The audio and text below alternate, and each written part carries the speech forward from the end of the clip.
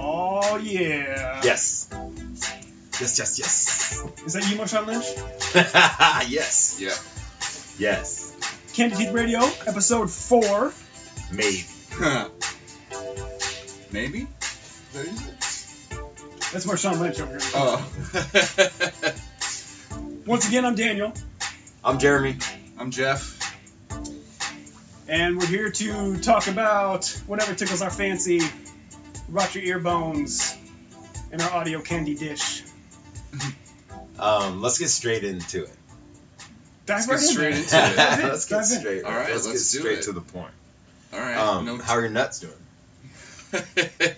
Good question. My nuts are much less swollen, man. It's looking like a normal scrotum. So the grapefruit is no. In case. The grapefruit is now what? Shall we say just normal? Oh, like a Valencia orange. Valencia. In case you didn't hear the story, Dan had reversal surgery on a vasectomy, and he related it to a tattoo. Getting a tattoo versus getting a tattoo off and the pain level. Yeah, the reversal process is real intense. But so, yeah, I'm back on my feet. I'm all active, able to make sweet, sweet love to my wife. It was great. Nice. And, back in the game, man. Nice. Yeah, back in the game. In the game of life. Back in the high life again. That's a good update. Yeah, and the real... Just in time for Christmas. Yeah, I got to deliver a package. It was the real test, the real testes was, because I did it all the homeopathic way. Like, I got prescribed Vicodin, and that stuff just isn't for me. Ooh. So I was on like some Trumil and some Arnica, like just all this homeopathic methods. And then all of a sudden I realized, I was like, wait, I haven't taken anything for 2 days. Like, I didn't even think about it. And I was like, oh, wow, all of a sudden I'm good. I'm good to go. Yeah. Cool. Yeah. So you worked out. It worked out. It worked out. Well, we'll see if it worked out, huh? Oh, we'll see if it worked out. It will work out. I'm sure it'll be fine. Those star babies want to come through, man. Yeah. Twinnies. The twins. Yeah. Mm-hmm. Oh, that was something real cool that happened. I ain't going to go too deep into it, but I got a nice chance the other day. I had a reading, a channeling done. And it was really intense, kind of like Ramtha? No, not quite. Actually, this woman channels ascended masters. So I was talking to Mary and Jesus and all my spirit guides and allies, and it was really intense. And there were things that were said and things that were known. But like, this woman doesn't know me at all, and she was totally like just nailing things about my kids, about like me and my personality, man. Oh, I hate it. It was so good. She was so good. She, this is actually Mother Mary that was talking to me. Mm-hmm. And Mary's like, it's almost like I see you and you have 12 arms. And I'm like, you've got to be kidding me. Because I've actually even thought of like getting that as a back piece, as getting that as a tattoo. Is like kind of like a Hindu deity that has all these a dozen arms, and each hand has something that I do in it. Right. So like one hand has maybe like a microphone, one hand has a tattoo machine, one hand has a paintbrush, one hand has, like a lotus flower for yoga, or like whatever, all the different things that I do. One hand has a hammer for carpentry, right? Yeah. But so she's a good idea for a tattoo. And she starts pointing it out. She's like, I just see you, like, it's like you have 12 arms, you have so much going on, and you're like juggling all these things all the time, but what you can learn to realize is that like sometimes hand 7 could really use what hand number 10 is holding. And so they can pass things back and forth, and your different skills can integrate. Wow. Instead of like keeping everything separate, like, I do this thing over here and this separate thing over here. It's like they can all synthesize. And then so instead of juggling 12 things at a time, I can just grab a big basket and let it all land in the basket. And so now I'm still holding all the same stuff in my creative enterprises, but I'm not juggling anymore. I just have this basket at my disposal. Yeah. Anyway, it was great. I like that. It was great, man. It was so good. Mix your stuff. Magic That's basket. what that's called. Mix your stuff. It's like your creative vessel. Mm-hmm. I like that thought. It's a good way to look at it. It's a different way to look at it. Yeah, and like so, and I told the lady too, like that was really accurate for me, because I feel like here I have, all these different gifts and abilities. I mean, pretty diverse stuff, I would think. And so it's almost like, yes, I could picture and I could visualize this creative container, this creative basket, but then inside of that would be like a whole bunch of other small little vases or like small little balloons or bubbles. And instead I need to like work on dissolving the separation between the individual things. And then that's where I'll be able to find a way of offering like all of my talents synthesized into one. Is basically like having, you know, me in my essence be the product, instead of like, oh, well, here I'm going to remodel your house, and over here I'm going to teach some yoga. It's like somehow there's a way to break down those walls and synthesize like all of my offerings into one. Yes. And she's saying that like that's when it's going to come. That's when like the levee breaks and like everything just opens up and floods free. Is when you realize how to bring all of your gifts and not have them separate. Yeah. Have them just be one pure offering. That's how it feels with those damn puppets. Yeah. Yeah, like using all these different things to make one world, you know?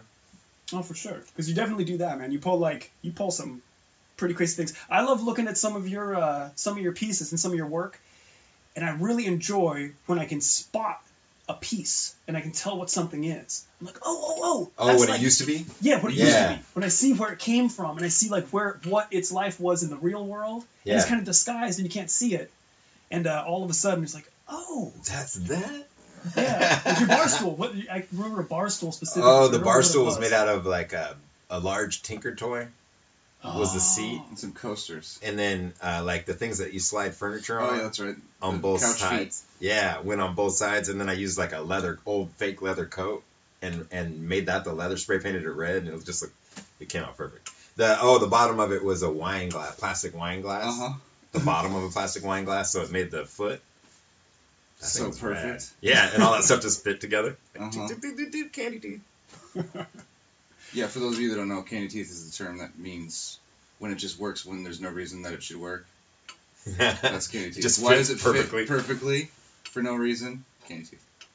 And it's cool because it's all reusable stuff. So the reason it fits is because it's so much of this plastic molded stuff that has the same kind of like fittings.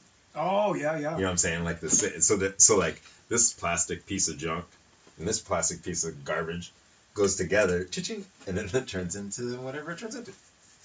I'm glad you bring that up, the candy teeth meaning, Jeff, because honestly, I didn't even know that. Here I am, on Candy Teeth Radio, and I don't even know what that means. To me, that always represented like almost like the ridiculous, like the humor in the ridiculous. Like I thought of those literal candy teeth, like those wax teeth you would get in Halloween. Yeah. And like how they're so ridiculous and foolish because here you have these like candy teeth that are a big perfect smile, but they're actually rotting real teeth. It's candy. Like it's just so absurd. Like that absurdist. No, but that is the thought behind candy teeth. Good. But when we just say candy teeth, when we say something, oh, that's candy teeth.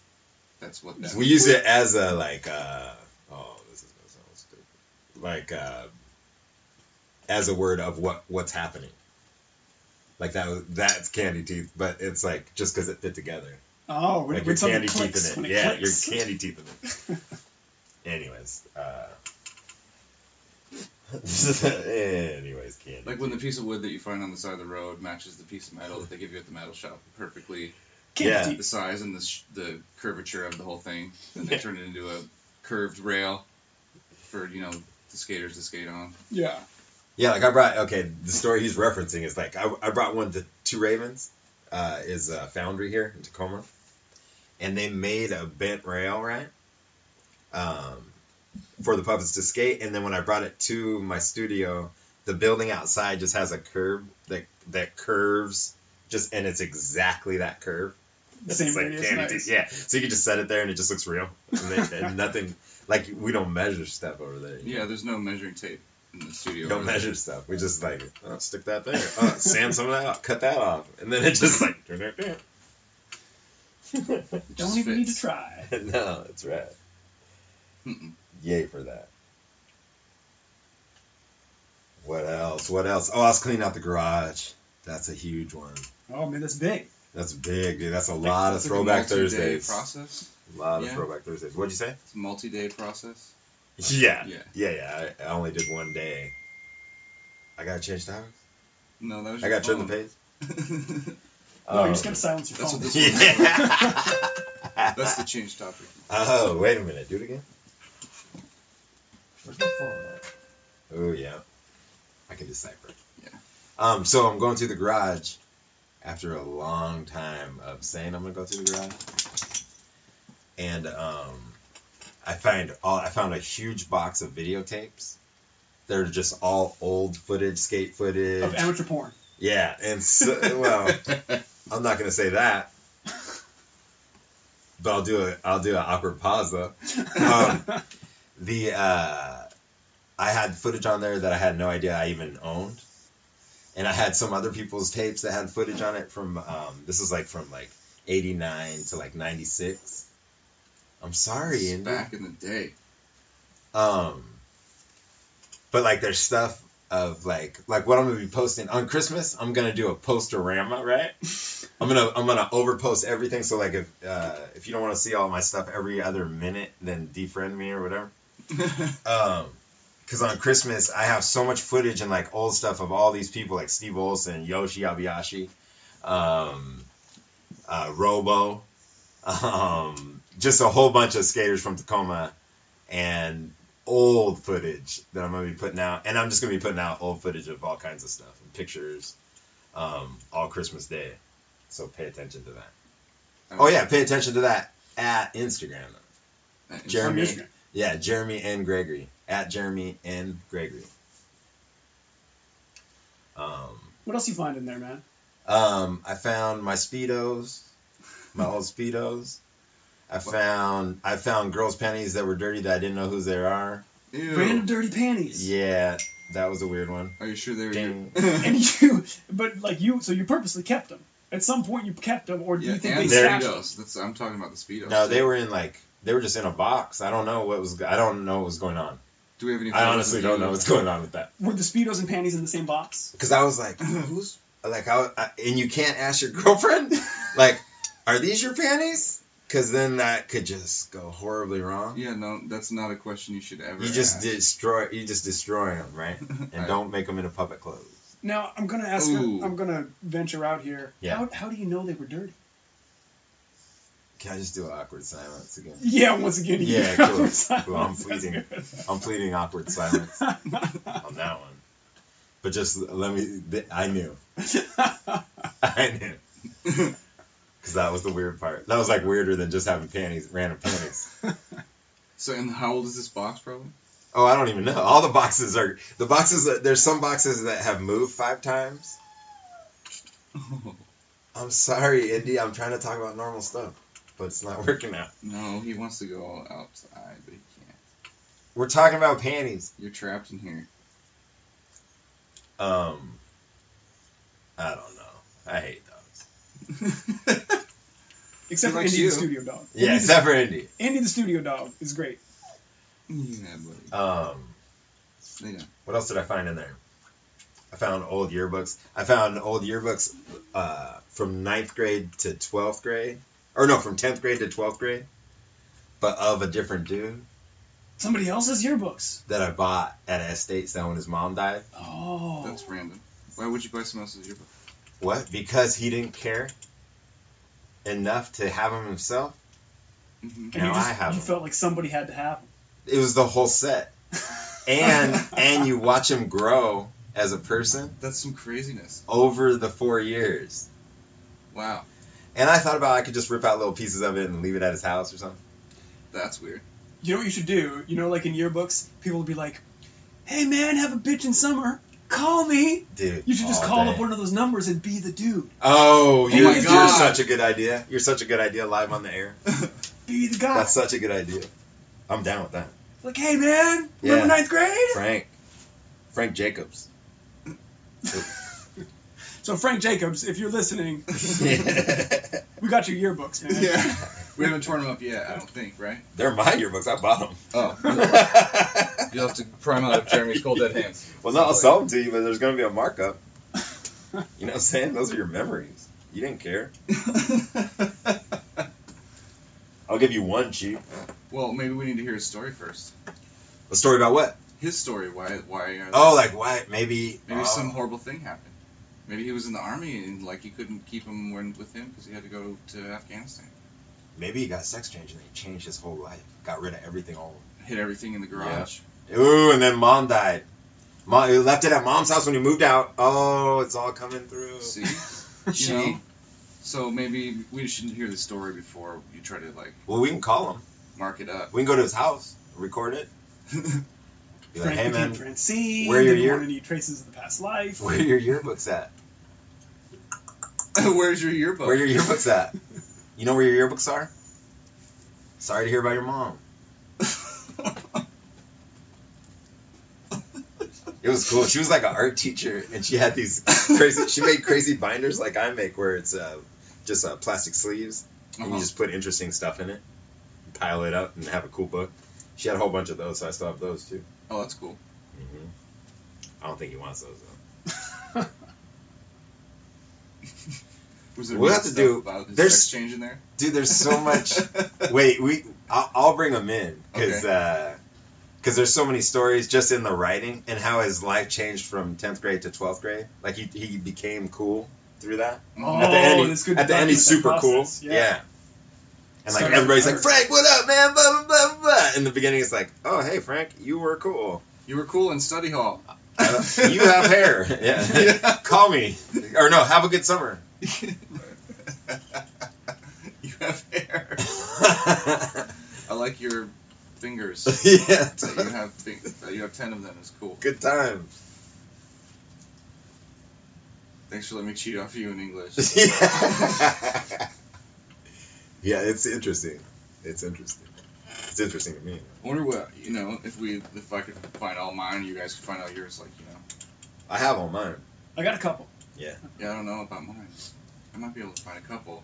One of mine, I think my 9th grade yearbook has a very large marijuana leaf somewhere in the pages. Like, just it's like huge. Pressed it's like just one big pressed leaf just somewhere in the pages. Mm-hmm. And then also somewhere in there was a smashed earthworm.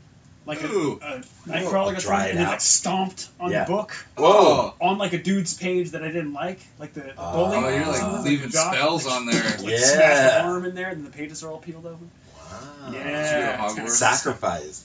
It's kind of crusty. That was the sacrifice. It's kind of crusty. That's gnarly. Does it have a splat mark? That's what I'm picturing. Like, did something happen with us? Oh, it's like a Rorschach test. It's like a Rorschach worm test. It's like this worm guts split in half. Crazy. Half of the worm guts are on the inside. I was a little bit of a weird kid. I don't know if you knew that. Yeah.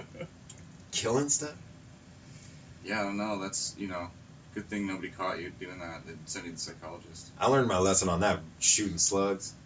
Shooting slugs or something? With a BB gun. Oh my god. It's like the slowest moving thing you could possibly hunt. I won. But listen to this story. This is not. I didn't really win. It's one of those karma stories. But it's instant. It's instant. You know how you were talking about it kind of might take some time or something. And it comes sometimes around. you never know. Sometimes it's on a whole different. Yeah, this was like a close thing. It was like the ground was like over your shoulder. What was reflecting back. Go ahead and do it. Go ahead and do it. I got you right now. Yeah. So I just aimed. Right. Oh. I just aimed down at the ground. And at the slug, at point blank stuff, and then I counted to 3. Then you gave him 3 seconds to run. Yeah, he didn't run. Yeah, he didn't go anywhere. He didn't even barely move. He just like put one antler like this, and one antler like that. And then Slug Antlers, good band name. Slug Antlers. Slug Antlers. Their first thing is sliming it.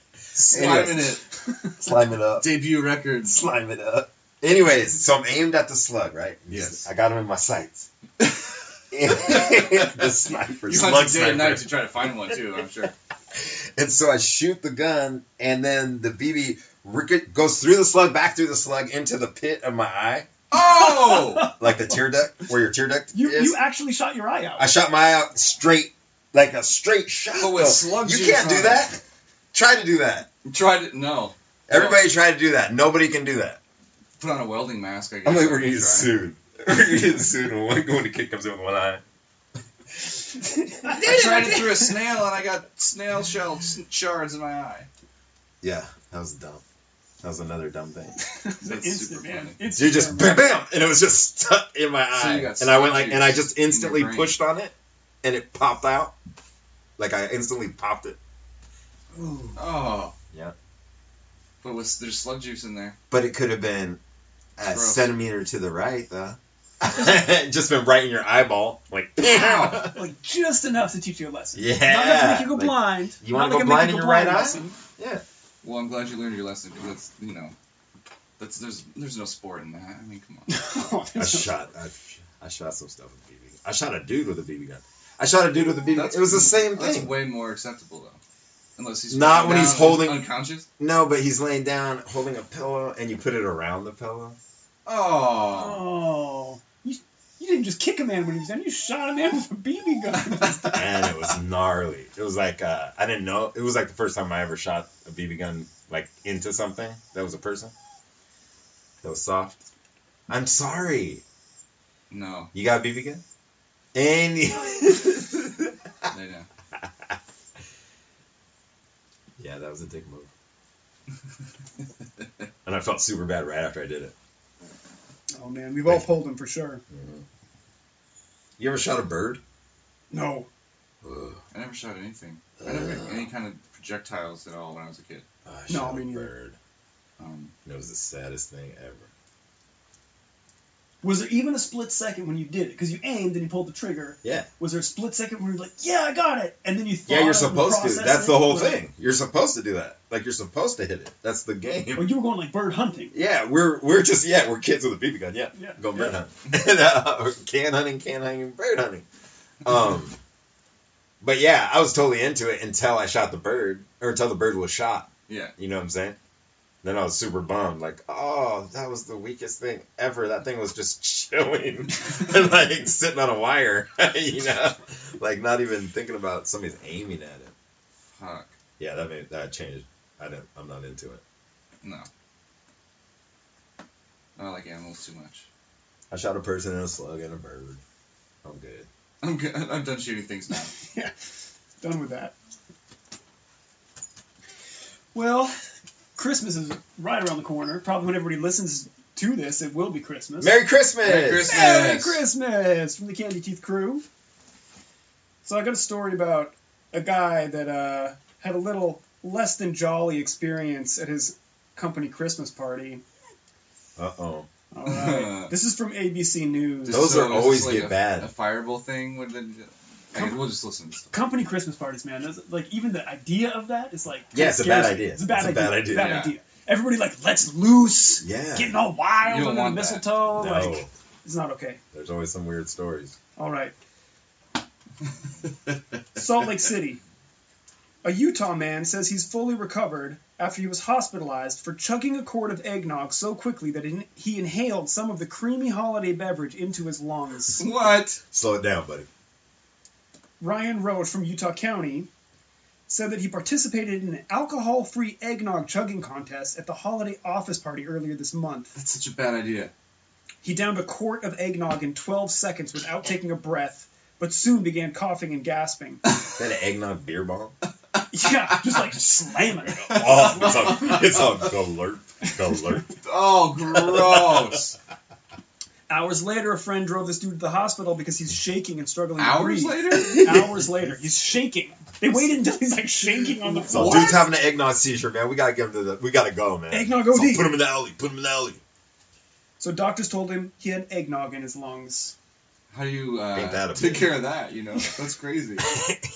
Well, how they took care of that is he was put on oxygen and antibiotics and released from the hospital after 3 days. What? He was in the hospital for 3 days on eggnog? Days. Overflowing. What are OD'd the on antibiotics eggnog. for? The cinnamon?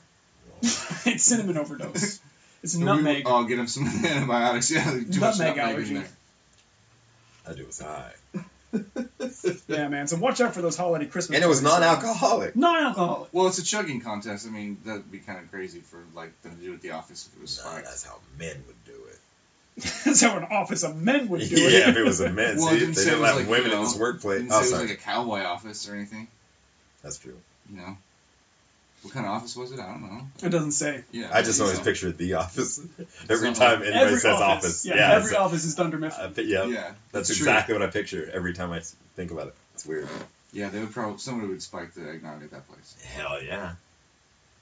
Now, this dude with the eggnog injury, he wasn't the only one that gets hurt for the holidays. So listen up, people. Eggnog injury. You gotta gotta watch it during these holidays, man. It's dangerous out there in these streets. How do you like to, real quick though, how do you like to, you know, later on in your life, you're talking to people, hey man, yeah, blah, blah, blah, and talking, like, situation like this. You ever been to the hospital? Like, you know, you ever been to the hospital? Oh, man. 3 days on an overdose? 3 days on what happened? Eggnog. I was straight off that eggnog. Like, that's the lamest thing ever. Mm-hmm. Your hospital story sucks. Oh, you know what? I bet we don't want to Google. We're not friends anymore. Lamest hospital story. That would be bad. Yeah, man. You gotta watch it on these holidays. It's dangerous out there. What else you got? You got something else? Yeah, I got some statistics from medicinenet.com. Stats. Every single year, approximately 1,300 people are treated in the emergency room for injuries related to holiday lights. Like a glass. Oh, just anything, huh? Electrical, Any injury, glass. like electrocuted, broken Fell glass, off the roof. Yeah. fell off the roof, got strangled in the lights. Like, you know? They're all Chevy Chase. Right, Yeah, 1,300 people. Another 6,200 people are treated for injuries related to holiday decorations and Christmas trees. It's a separate category. 200?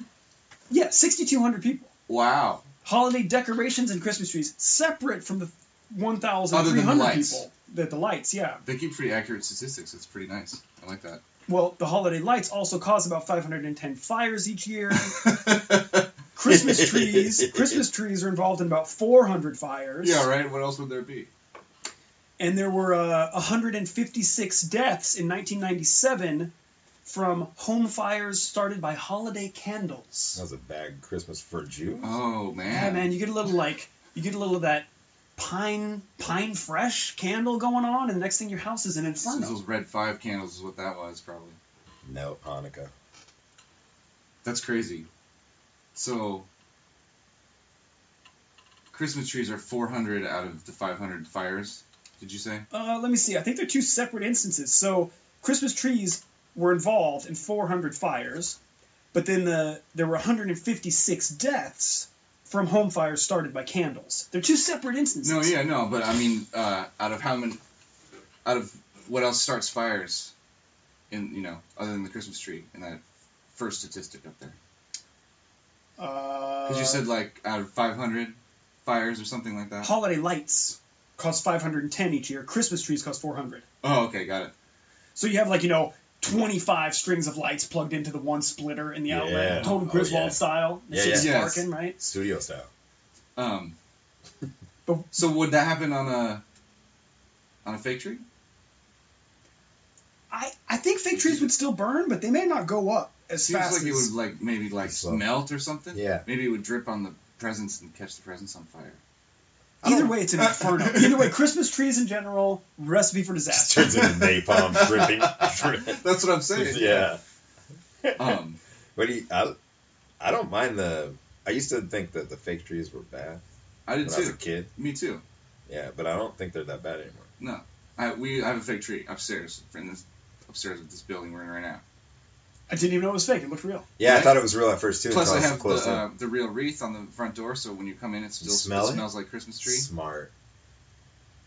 Best of both worlds. Yeah, because the thing is, that was a good thinking. The weekend of Thanksgiving, Saturday afternoon, family was in town. We had some people here.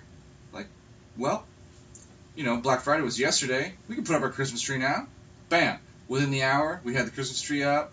We're drinking hot peppermint tea and eating cookies and trees decorated, and it's November. It's great. And when it's time to take it down, no mess. Didn't have to cut down a tree. No sap. No needles everywhere. I'm with you, man. Way less fire hazard. Yeah. I saw a video on the interwebs of it shows a Christmas tree in this lovely little home setting, presents under the tree. And you're watching the video, and it goes in. It's a little ways in. It goes in maybe, almost 30 seconds, and nothing happens. It's like playing the Nutcracker in the background. What the hell's going on in this video? Ding, ding, ding. And the next thing you know, a little teeny spark happens on the tree. Like little teeny, just spark happens on the tree. Uh-huh. And the second a spark starts on the tree, a stopwatch timer starts in the bottom right corner of the video.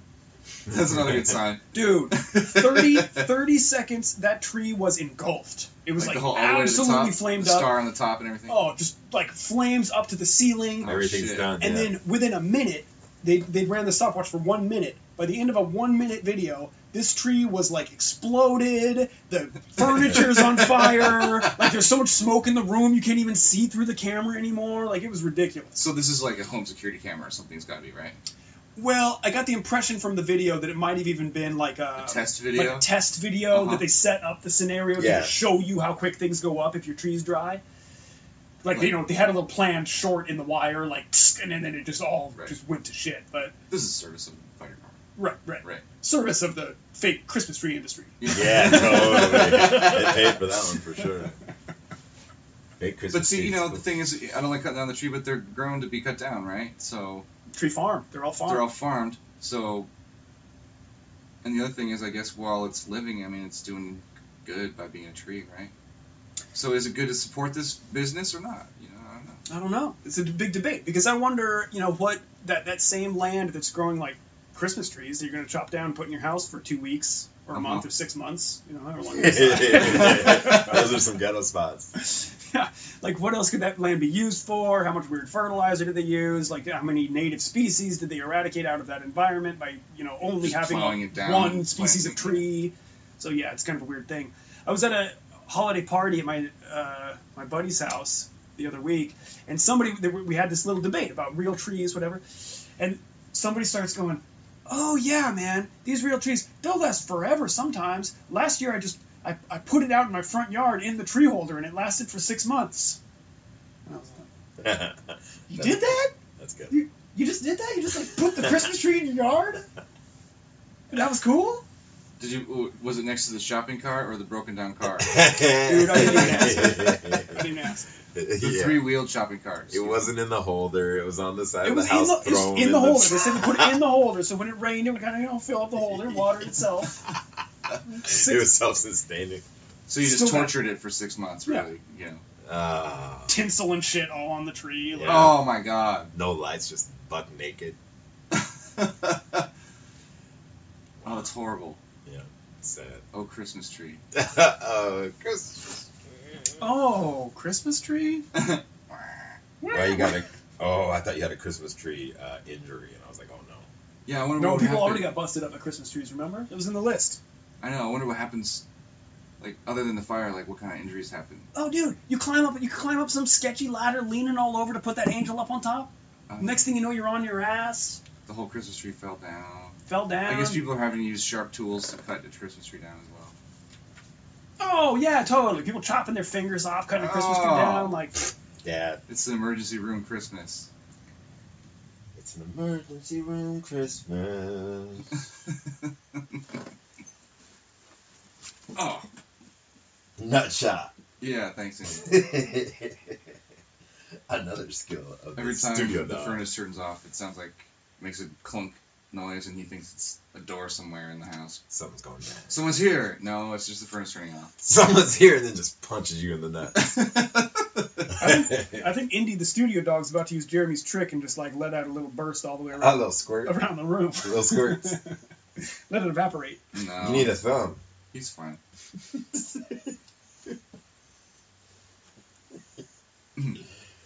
Oh, man. That would not work. What? I wanted to scream, awkward silence! And then go,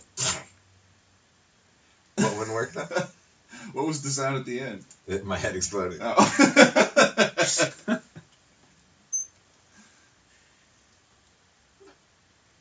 What else is going on? Oh, wait a minute. I gotta get back to the garage.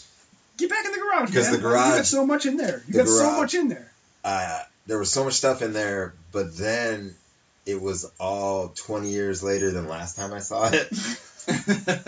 And so it got real weird on the feeling old scale. Are you because feeling old? It's not because it's Christmas. It's 'cause no, it's not because it's Christmas. It's because of the stuff. Like when you're watching Steve Olsen when he's, I don't even know what age, but like 89. He's 12. Yeah. You're watching him at 89 skating, and you already know his whole career after that. Like, you already know what he did. He's going down a 2-stair in this footage. Right. but like you already know. Like going in Yeah, let's go back. Let's take it back. in time. So by going back in time and watching old footage, then you're kind of like, foreseeing the future. Yeah. Well, yeah, exactly. But then you're like, oh, but you're already in the future. Mm-hmm. Whoops, you slipped into the future. And then you're like, remembering. Steve Miller wasn't lying. This bitch. Fly like an eagle, man. Cursed us all. And then you're like remembering, you're looking back at you looking at that kid skating then and thinking, damn, he's good doing this two-stair. Yeah. Yeah. Yeah. And he just did a 360 flip. He just did a 360 flip down the two-stair. That's incredible. Landed that shit. And then at the same time, you're looking at you now, looking at this dude that's traveled the world, going down like 16 stairs, like nothing. Yeah, flipping the board over handrails, like, what? Bloop. Like a rag doll, dude. That dude's an insane weirdo. Champion. Yeah, for real. Champion insane weirdo. Good band name.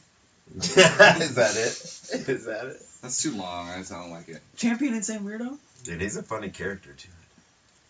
You should check out his music at Crazy Monk. Mm-hmm. Look up Steve Olson Crazy Monk on Facebook, and he'll have a link to his music. That's what he's doing now. Oh, cool.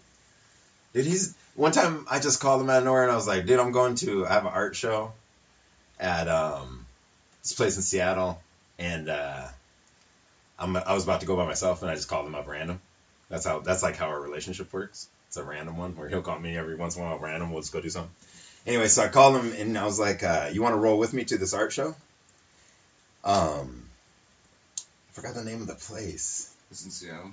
Yeah, Upper Playground. It was when Upper Playground had a store in Seattle. It was for a little while. It was like a year, maybe a little bit more. Anyways, I wanted to really have a show there, so I would go to shows there and like be like, hey, what's up? Mm-hmm. And so we went there. It was Alex Pardee was having a show there, and he's like crazy, blown up dude, you know. Mm-hmm. And art famous. Yeah, art famous for sure. He's not blown into bits. He's riding it out. He's good. So we go just for anybody that is unfamiliar with Alex Pardee. Yeah. Maybe one of the recent things he got kind of notoriety for is doing a movie. He did like all the art for a movie not too long ago. You remember this? No, I don't even know. Really? This. Oh man, I'm gonna have to look it up. I'll look it up. Okay. Yeah. Keep talking. More on that later. That's cool. So we go to the store and we go inside, and so the gallery, the way the store's set up is you go through the store to the gallery that's a circle. Okay. Right? So on the doorway to the gallery is where they have the desk set up where he is like signing stuff. So there's a line to that desk that's at the entrance of the gallery that's a circle. Got it. So we walk in and we walk by the line because we want to go check out the artwork. Mm-hmm. So we walk by the table and we start going around the inside of the circle looking at all the artwork. Mm-hmm. And Steve's ahead of me and he's like looking at the paintings and he's like... he's into it, you know? Yeah. Like he goes into whatever he's doing. Okay. And so he's all the way in, and so I'm looking around, though, because I'm always, like, looking around at people. And I'm looking at the line, and in the line is this dude that's sticking out, you know? Because he's 9 feet tall. And that's without adding the 2-foot Liberty spikes. Okay. Right? And in case you don't know what Liberty spikes are, Google it. He's got the cutoff jeans vest with all the extra stuff. The band dirty, patches. Dirty, been there, but they've all been there. All the stuff's been there. It's not from Hot Topic. It's been there for like 12 years. He has a safety pin going through his nose, through in between the eyes. Oh, and it's infected. Oh, right. Then he's just holding a rusty razor blade in his hand. What? In line. And so I'm like, I saw that. I just checked him all the way out because he just, like anybody would. Oh, yeah, sounds like a psychopath. Yeah, and so I said, hey, Steve, should we be scared that the gnarliest, biggest dude here is holding a razor blade in line? And then Steve said something about, like, he's just trying to get attention, dude. It's cool. It's cool. It's part of his deal. Like, you look at him, and it really did look like he's the dude that would just have that as his, like, pet. So then Steve just goes right back to looking at the paintings and stuff. Yeah. And we go around, and by the time we get to the end, we're coming back up on the table. To the beginning. Yeah. Right. And by that time, this guy, Liberty Spike guy, is at the desk, right? Just got to Alex Pardee. Mm-hmm. Steve's looking at the paintings. I'm looking at them. Mm-hmm. This dude lifts up his shirt and slices his belly with the razor blade. Oh my God! Straight across. What? Like a C-section, but higher. Oh my Above- God! Above the belly button. And it just opens up, right? Oh! And I'm just looking at it. I'm like 10 feet away from where they're at, and I'm just staring right at this. What? It's like right what I turned to. Yeah. And then Alex Pardee's like, whoa, dude. And he's like, and then he goes, look how easy it is, and does it up his arm. Oh! Right? And then at that point, my brain went, that dude is cutting himself really easily, you know? And so, like, what keeps him from cutting everybody that's close to him, you know? And it's huge. Like, it's not like a fight thing. It's like a, how do you get out of here? Yeah. Like self-preservation. Yeah. So I just run past all that whole thing and go to the front. Alex Pardee jumps out of his seat, gets on his knee, right? Gets on one knee, takes a knee, and just pulls out his camera and just starts taking a picture of this dude bleeding onto the floor. Whoa. He's like, no, hold up. He's doing it. And then in his blog post, you can look all this up too. He has a blog post about it. But in his blog post, he says, yeah, in real time, like that was what I thought of to do. And then he's all, but afterwards, like he was tripped out, you know? Yeah, that's super crazy and random that you would ever do that.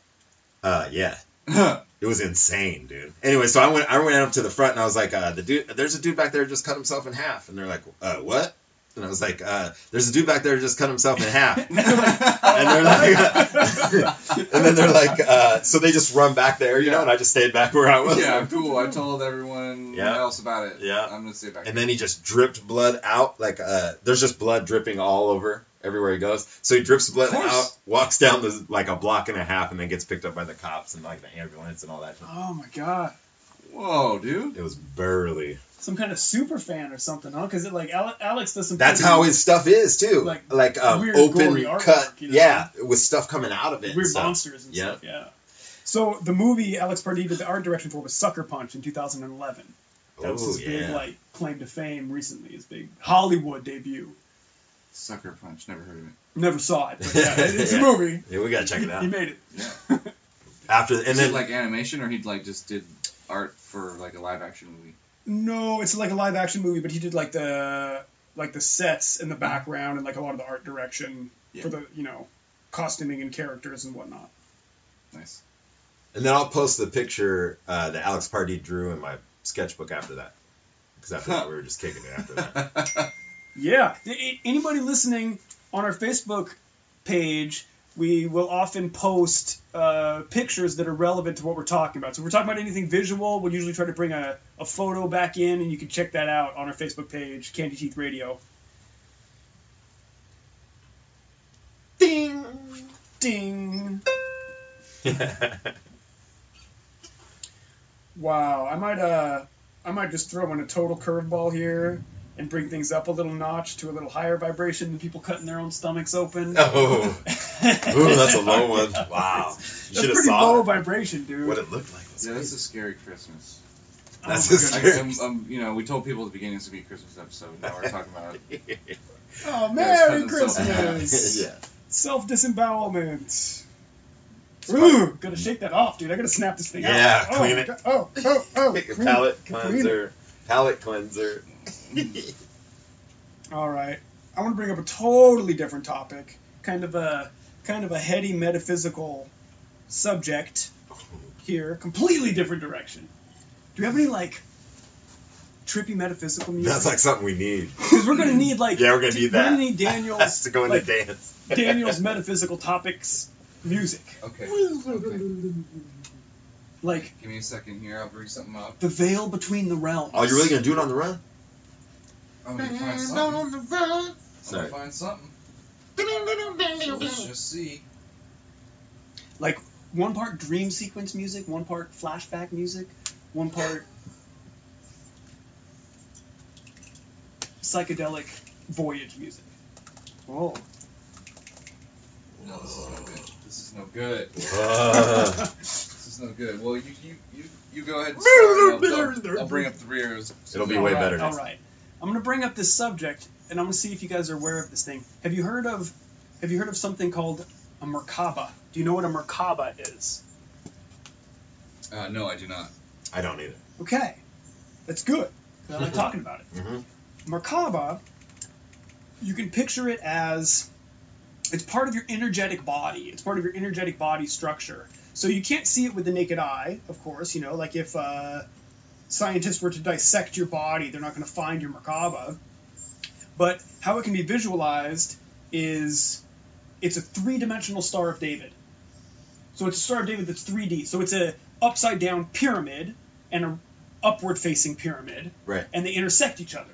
So instead of like a 2D Star of David you'd see just drawn on a piece of paper or like on a neck, it's like 3D. Yeah. And both of the segments, the upward and the downward-facing segments, are rotating in different directions. Okay? They go through each other? They're crossing over each other, they're intersecting. So it's a big star. Picture like the Jewish Star of David with a downward and upward triangle, but only it's 3D. They're pyramids instead. Gotcha. And the Merkaba energy structure is really interesting because it every single physical object has one. Every single physical object. So it's the structure that holds together things from completely disappearing into nothingness. So the downward triangle or pyramid represents the feminine, the inward, and dissolving into nothingness. Picture absolutely nothing, like the emptiness of space, absolutely nothing.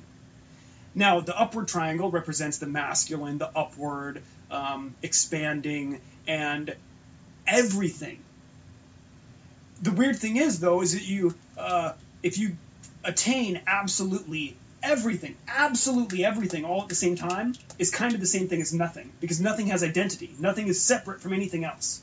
Everything's happening all at the same time. Everything's one thing. If everything happens all at the exact same time, it's all one thing, which now you have nothing. You have no thing. You have no individual thing.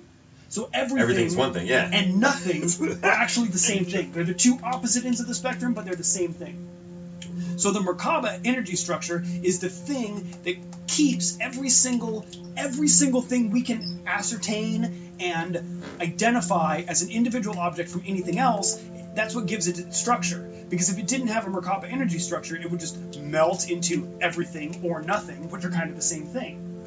So now it's like this. So it's like the skeleton kind of. Kind of, sort of. It's like an energetic field. It's like a force. Kind of holding it together, though. It's not inside of it holding it together. It's out. It's a whole thing. It is it. It is it, and it's running through it at the same time. Okay.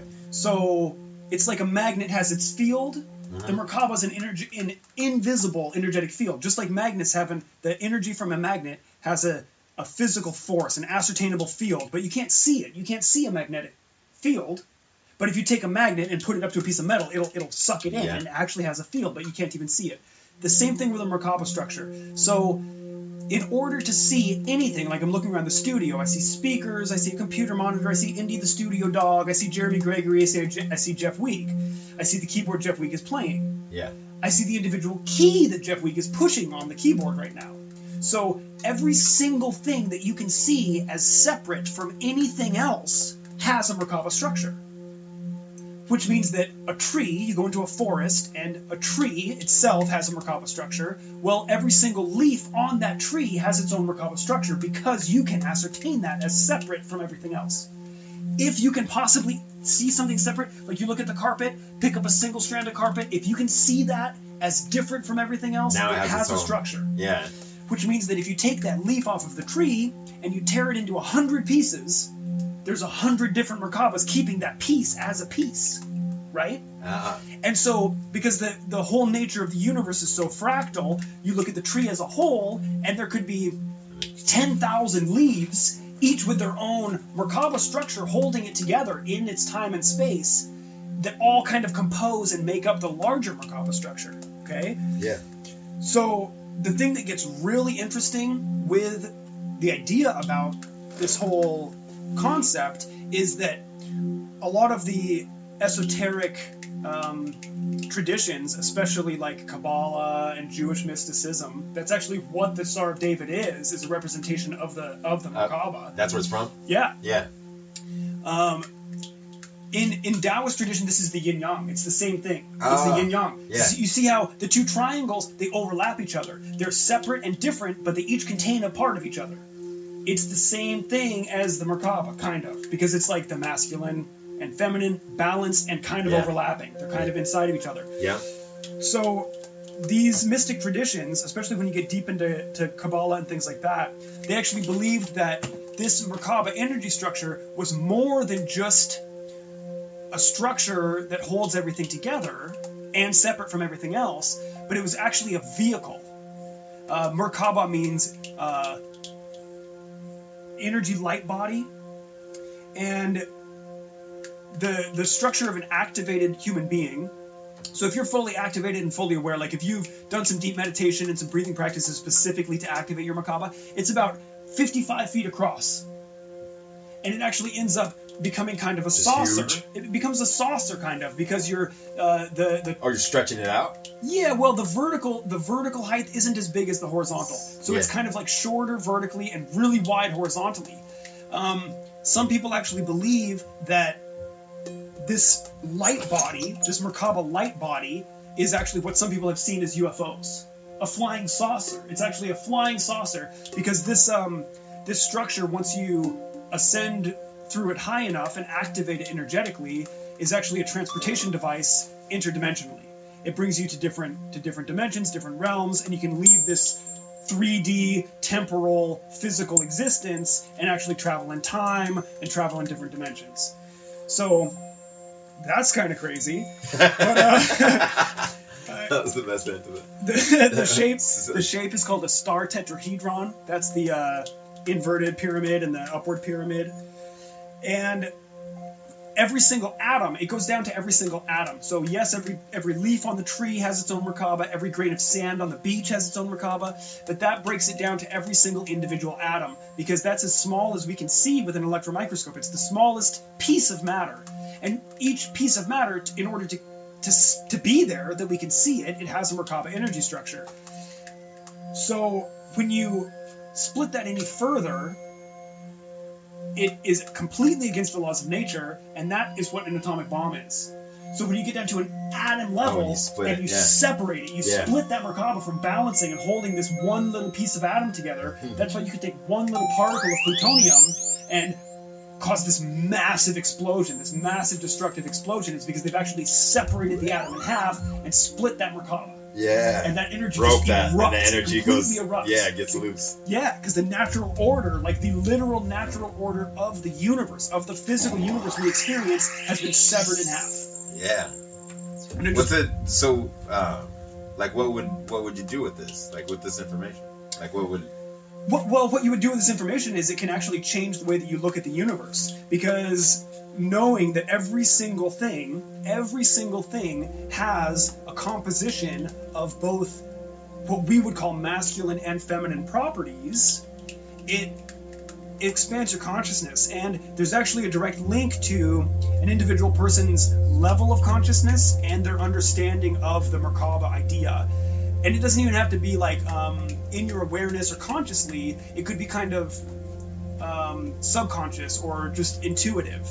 Because if you're going through the world and you just think that like everything you see, all this inanimate object is just stuff, just plain matter, and we're like completely evolved above and beyond that because we're human beings with a big active cerebral cortex, then you're actually not that advanced. You're actually not that conscious. And an iPhone. But if you start, looking at your iPhone and seeing that not only is this iPhone like this one box, but it's like 1,000 different parts inside that little box that each have their own lifespan and each have their own purpose inside of that box, you look at everything in the world differently. Yeah. Everything. And so yeah, that's what you can do with your Merkaba, and even the awareness of it is look at the world around you and think, and even take a moment to think, which will blow your mind. Every single physical thing you see that you can pick out as different than anything else, as an individual part, has its own field that's holding it together. Yeah. Everything. Every single key on the keyboard. Every single hair on your head. And if you take the hair on your head and cut it 100 times, now there's 100 more. Yeah. So it's kind of like it's the hidden blueprints and the hidden structure of our physical reality. Nice. And so as you're aware of this, I got that. you can actually increase your consciousness level by looking at the world in a different way and realizing that it's not all disconnected pieces, it's actually all one giant thing. mechanism. Yeah. Because the planet Earth itself has a giant Merkaba that's holding it together, because you can go in space and you can look at it and say, oh, that's planet Earth. So there's something that's holding it together as that shape that you can see instead of just emptiness in space or like a cloud of dust that is everything. This is getting all Inception-y in my head, dude. The levels. Because that means that you can just go level. Does that make sense? It does. Well, that's because the entire universe is a fractal. That's because every single thing is a fractal hologram. It's holographic, man. And so, yes, the same thing that applies to a single cell, one single cell, can be applied to the next step up, which might be a single organ. So you apply principles in physics to one single cell of a liver, now expand that larger, and you can apply the same principles to the liver. Now expand that larger, you can apply the same principles to the human being. Yeah. Now expand that larger, you can apply the same principles to your society and your culture, your country, your community. Yeah, you can apply it to expand anything. it larger, you can apply it to the globe, to the universe, to the cosmos, etc. Hell yeah. So what you're talking about is like beast mode? Beast mode. Yes, no, totally. That's all I did was a really long, convoluted way to say beast mode. That's what I thought you were talking about. I was like, I think he's talking about beast mode. That's like all the fractals, all that shit is like, fuck off, I'm going to the end zone.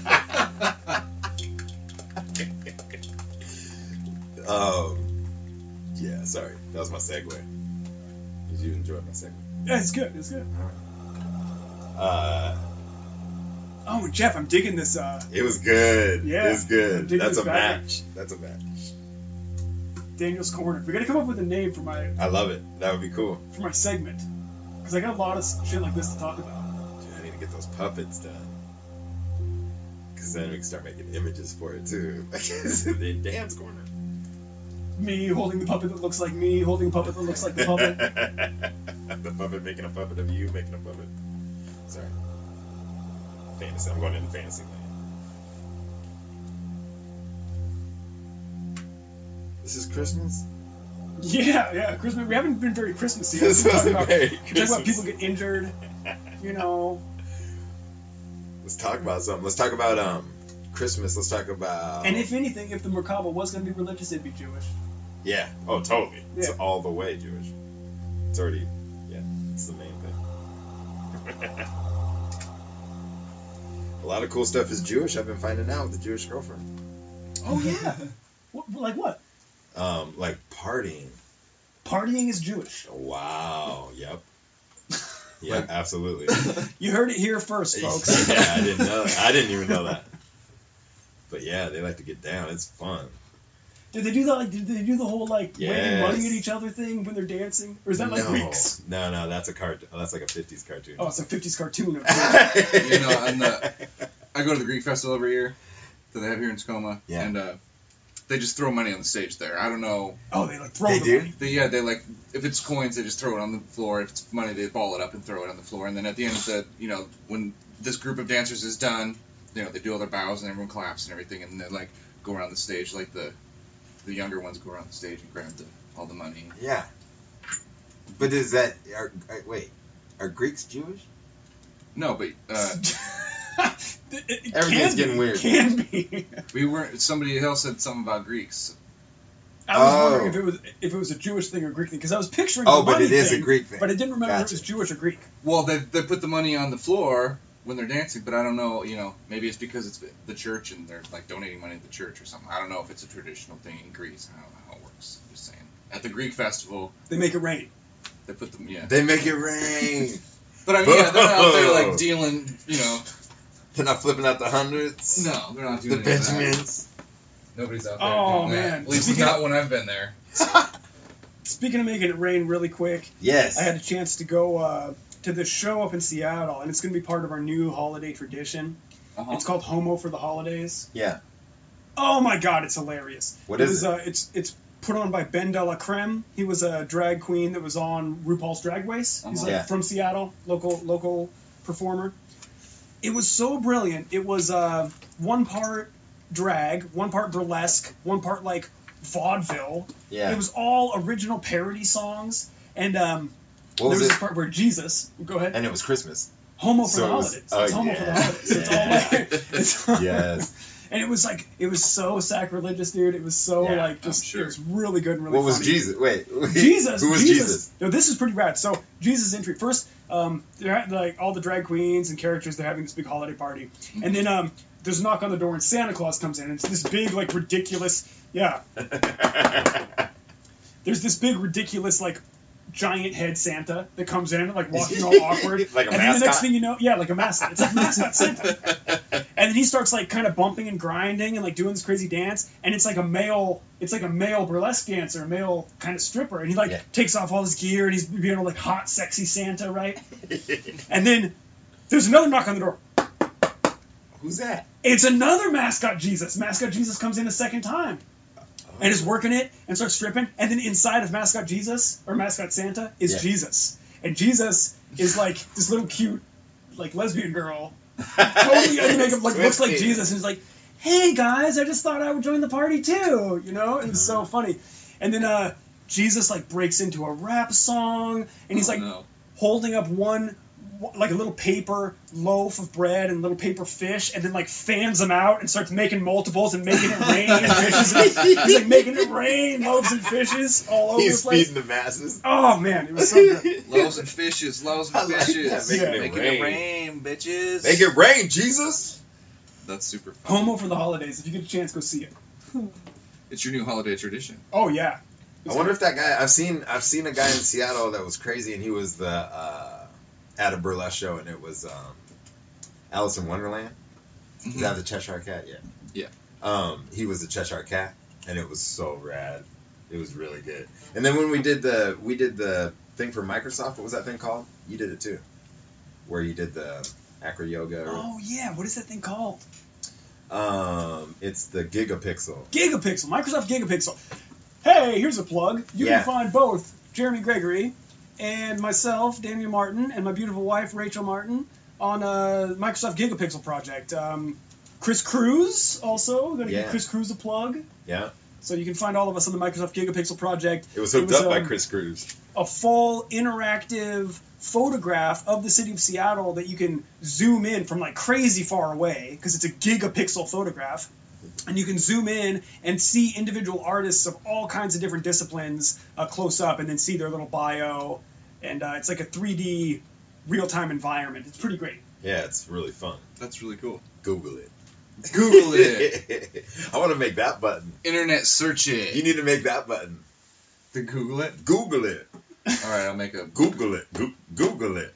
So what are you talking about Gigapixel? We're talking burlesque. You're talking. Oh yeah, that guy. The guy that I'm talking about. I don't know his name, but he was in it, and then there was a midget in it that was She was like in burlesque too, but they were like fighting in the street with swords. What? Midget? Yeah, I don't know. Is that the right one? Oh, I don't know. That's what I said. I was talking. Yeah, I don't know. No. There's like midget and dwarf and little person, and I don't know which one they prefer. The right or thing if to there's say a is. Oh no, am I getting in trouble? Email me. I'm not getting you in trouble. No, I know, but I'm just telling the midgets to email me. Oh. So you guys don't. I don't want you guys to get in trouble for it. So I didn't think about it. But it's little person, I have to say. I need to learn all this for real. That's what because I'm not good asking. If anyone knows the correct term to use. Yeah, I don't know. I'll have to Google it. It might be little person. I'm pretty sure it's a little person now that I'm thinking about it. This is 2014. And you can't say anything you used to say when you were a kid.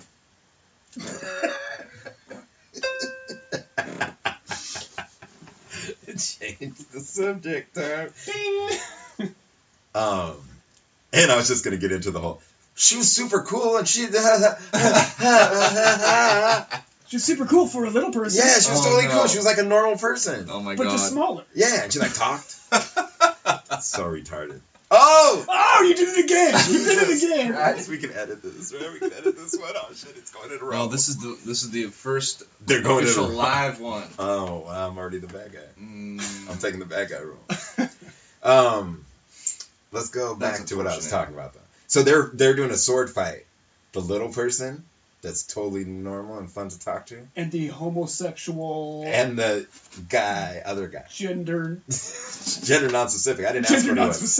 non-specific. See, all this is I'm turning into an old fucking man. You know what I found out? I found out a new word the other day. Hmm. Cisgender.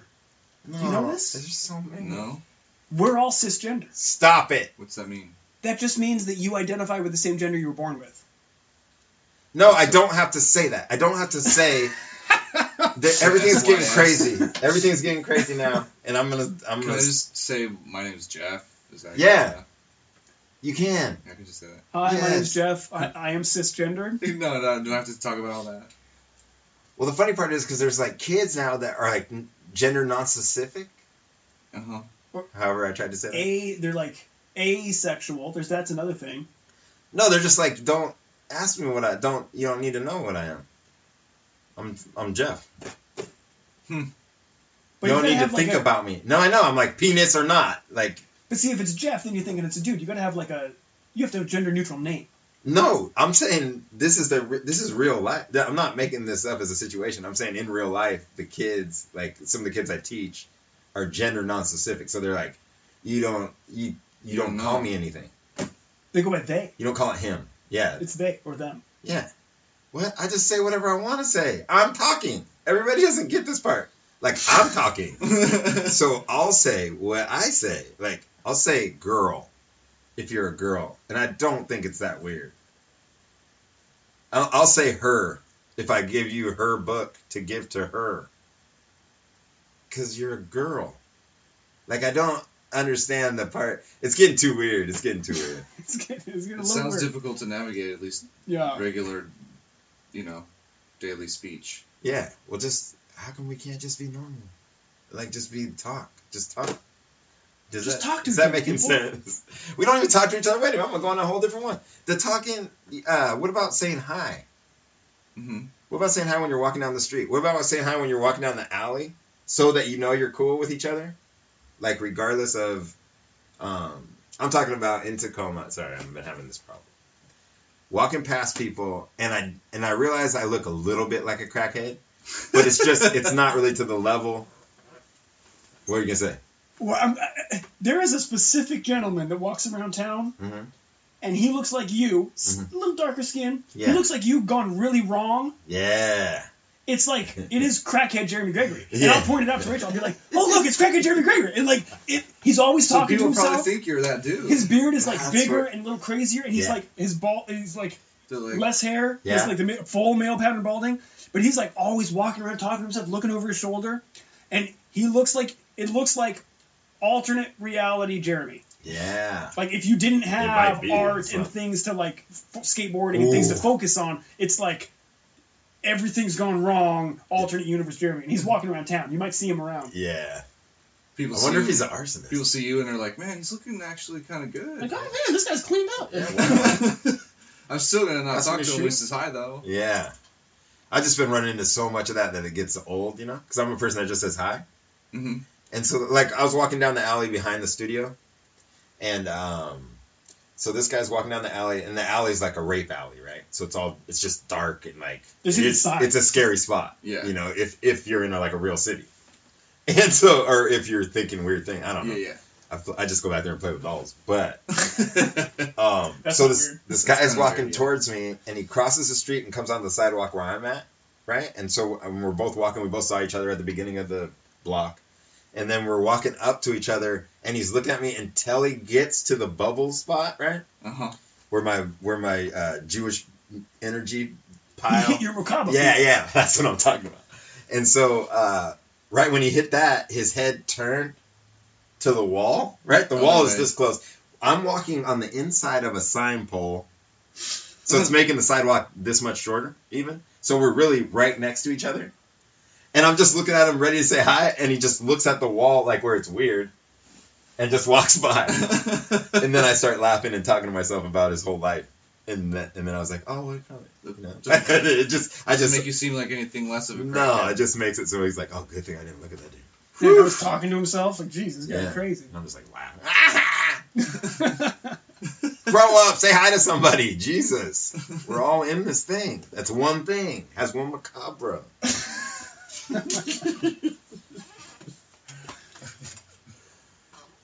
That's right, I agree with you. Thank you. Thank you. I third Except for that. the I third that motion. Except Oh. for the pronunciation.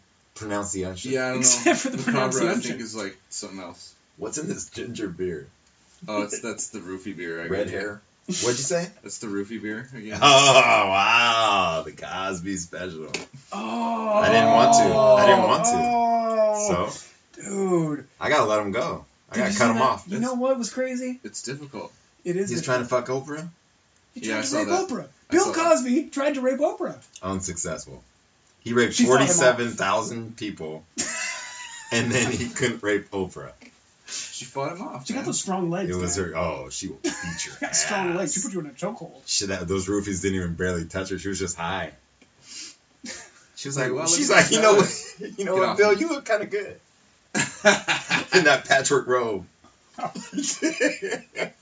He's all, oh, this sucks. Oh man. I change the subject before I say I like whipped girls. I hate you, Bill. You Oh, broke my heart. Me too. And Robin Williams. And the dad on Seventh Heaven. What did he do? Don't Google it. Oh, more heroes down. Oh man, can we do anything happy at all? Let's end this on a good note. Get out of this. What's your chair. Let's do it. Let's do Best it. Christmas memory, real quick. Oh, I don't know. Ooh, That was a hard one. No. that's tough. Okay, worst Christmas memory. Then we'll just keep going. On the Oh, yeah. No share. No, I don't know. I don't know if that was Thanksgiving or Christmas. All right. Well, maybe we'll just skip the whole favorite Christmas story then. And not do anything good for the ending? I mean, We're going to leave people on a sad, bad note for Christmas? Yeah, that's horrible. What about... Oh, it might be too late, though. What? Never mind. Save it for another time. Yeah, too late. Sorry, Too kids. late, man. Hey, what's going on with the Believables? The Believables? Did you say the Believables? Did you say Pound I said Time? it. I said it. Hashtag. Hashtag I've been working on this tour bus, right? Oh, it's crazy. Well, I've been working on watching Steve the mechanic work on it. Yeah. Right. Yeah, it's crazy. It's the Barbie like dream travel cabin or something, whatever name So they he's made it. converting it. Yeah, You and got the auto wrap. Got the I got the graphics auto wrap. wrap from Crimson Graphics. Let's do a little shout out. All right. If you want to get into rap, you want to do that. I jacked it up. I put these fat tires on it. I rebuilt the whole inside so that the chairs are all upholstered, and then there's like a bench that's fully upholstered diamond tuck. What? The back, Diamond tuck. the back of it is a full king size bed. Dude, those butt rockers are just gonna ruin that whole That thing. oh yeah, first try. But then Steve just has to fix it all. Yeah. The next to the bed, the computer's built in that flips up. Oh. Right? What? There's gonna be a little curtain, right? They're on tour. What else is on there? They got the rack on there. They got the ladder. The ladder is the most expensive part of that thing to sell on eBay. Is one of the tweakers at the Goodwill told me. And Wow. The ladder always falls off. I Probably. beefed it out. Yeah, you don't get it when you get the thing. It's like the part that falls off. And so I have it, and then I accidentally spray painted it and stuff. But then I rebuilt the whole thing and made it beefier. Uh-huh. So it's more of duty, you know. I duded this whole thing It's out. duty. Yeah, I got It's got duty on it. got duded up. But I'll post pictures of that for sure. And you can just search. You can search on Instagram too. It's the Candy Teeth Tour Bus Project. Hashtag. Yeah, it's a hashtag. That's one hashtag. Teeth Tour Bus Project. Or you can just go to mine and you'll find it. Nice. You can So where find are it. they going on tour? I don't know. I'm thinking about it. I think they're gonna go camping first Ooh. because they got the 4-wheeler. They got a It's new. jacked up. They got a new dirt bike, and I think I'm gonna go up to Ashford. Mm-hmm. One of my buddies has some land up there. Do a little public camping. Yeah, totally. Perfect. Yeah, if you want to see what's up with the Believables, just look it up on my Instagram. That's it. That's it for me. What's up? Oh, wait a minute. What? If you want to check out Jeff. Yeah, you want to check out Check out Jeff's music. Go to soundcloud.com/offmodel. It's good to work to. Every single sound, every single musical sound that you've heard added to any of our episodes is all done by Mr. Jeff Weeg. Sweet. And That's then you can find me. You can friend me on Facebook, Daniel Martin. You can got an Instagram. I just make stuff. You can come take one of my yoga classes. My balls will be a little less swollen. I'll be teaching again in the new year. We won't see them at the yoga class. Yeah. Well, I rock some leggings, man. I rock some leggings. I like some nice tight pants. But I do like to think that my sack isn't the focus of the yoga class. I'll talk about more like Merkaba energy fields, you know. I hope so. I wanted to start yelling out artists at the end for people to check out. What do you think about that? Well, Alex Pardee, we already gave him a shout out on this. Alex Pardee, got a shout out. Yeah. Check him out. Check out his artwork. Steve Olson, Crazy Muff. Yeah, check out Steve Olson for sure. And make sure you check my Instagram on Christmas because it's gonna get weird. Thanks for listening. Yeah, thanks for listening. Yeah. See you next time, everybody. Merry Christmas. Stay alive. Subscribe. Is that how they do it? I heard it on YouTube or something. You just yell it. I think that's what you do. Subscribe.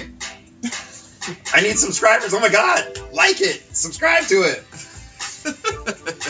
And remember, folks, if it didn't happen on Facebook, it didn't happen.